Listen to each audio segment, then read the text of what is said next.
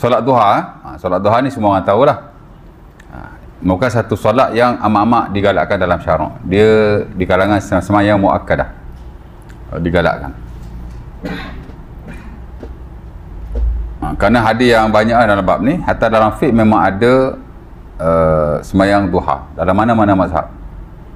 Walaupun ada juga khilaf lah di kalangan sebagai ulama dari sudut kesunahannya, di mana sebahagian kata tak sunnah jika dirutinkan, mana kata tak muakkad lah ya, kerana tidak ada riwayat Nabi merutinkannya all day ataupun all the times ya, riwayat Nabi sembahyang hanya beberapa kali sahaja.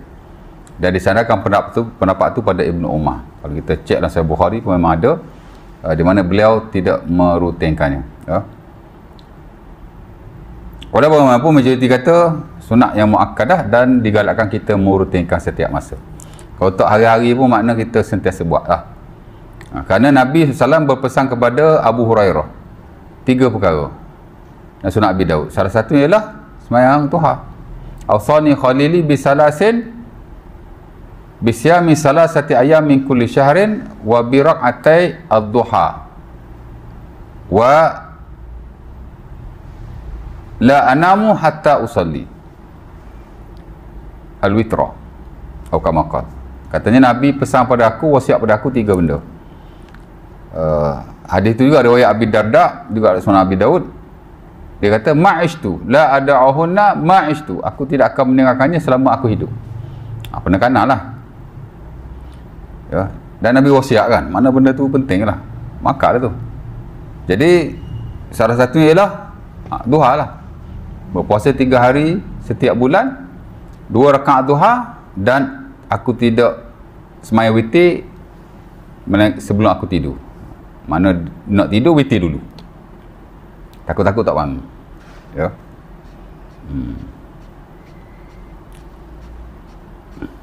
Dalam hadis lebih sahih yang famous lah biasanya hatta dalam Riyadhus Shalihin, Nawawi pun masuk dalam bab solat duha tu, masuk hadis Abu Zar.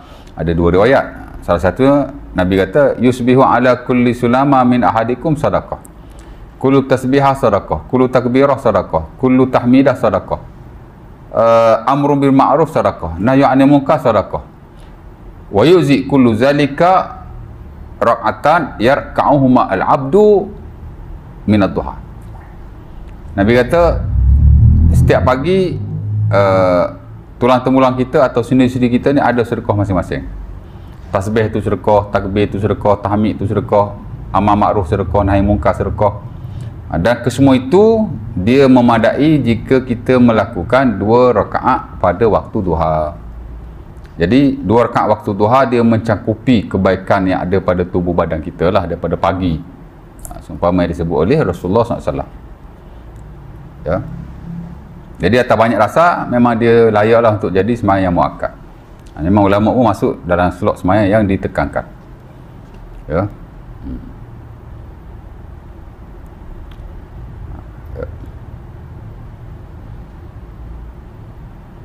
Cuma kadang-kadang ada yang boleh berlebihan dengan duha. Kononnya duha ni tak tahulah kan, sikit-sikit rezeki, sikit-sikit rezeki kalau dengan duha. Nak kaya duha, nak banyak duit duha. Tak banyak duk kait dengan benda tu kan. Dia doa ni kan. Kalau harta tu jawab doa yang di baca berkaitan duha itu bukan daripada hadis lah ya. Mungkin tak tahu lah kan siapa buat doa tu, tapi doa ni tak okey je. Doa tu dia puji Allah ya. Isu dia kalau kita kata sunnah baca doa tu tak boleh lah. Tapi kalau sekadar nak baca, mungkin dulu dia buat doa tu untuk budak-budak kot. Pasal ada sekali dengan nyanyi doa tu. Mungkin lah kan. Ya. Tapi tak perlu kita stick atau terikat dengan doa tu. Ya. Ataupun kita kata doa ni ada kelebihan-kelebihan tertentu, tak boleh lah. Tapi sekadar nak berdoa, that is okay ya. Tapi nak kaitkan duha dengan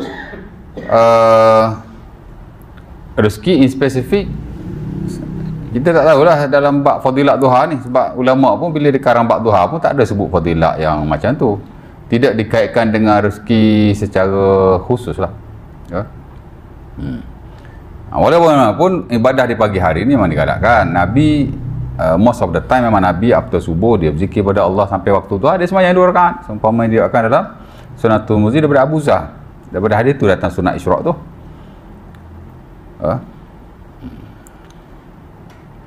Dan Nabi katalah hadis Abi Daud daripada Abdullah bin Syikhir. Dia ni berniaga. Kemudian Nabi doalah, Allahumma barik li ummati fi bukuriha. Ya Allah, berkatilah umatku pada waktu pagi mereka. Jadi dia kata, aku kalau nak berniaga, aku berniaga pagi. Oh, untung aku. Jadi maju perniagaan dia kerana dia berniaga di pagi hari. Dan dia riwayat hadis tu, Nabi memang berkatlah pagi ni.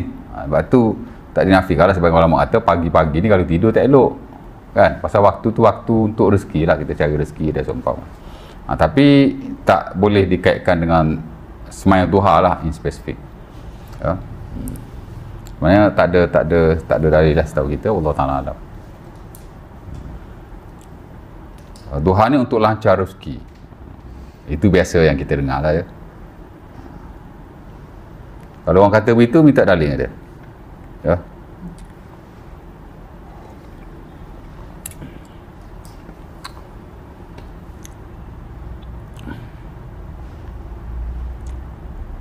Hadis yang diriwayatkan dalam Sunan Tirmizi daripada Nawas bin Sam'an, hadis kursi, Allah Ta'ala kata, ya ibn Adam, irka'li arba' fi awalin nahar akfika akhirahu. Wahai anak Adam, kamu semayalah kepada aku 4 rakaat pada awal pagi, aku akan pemudahkan urusanmu sampai petang, sampai hujung hari. Mungkin dia kait dengan hadis ni kot duha kot. Tak, hadis ni ya tak tertentu kepada duha. Sebab ulama dalam mentafsirkan hadis ni dia ada beberapa pendekatan. Pertama ialah dia kata 4 rakaat tu ialah 4 rakaat di awal pagi, duha lah. Dan sebab kata 4 rakaat tu tak merujuk pada duha, dia merujuk pada 2 rakaat qabliyah subuh dan 2 rakaat subuh. Ya.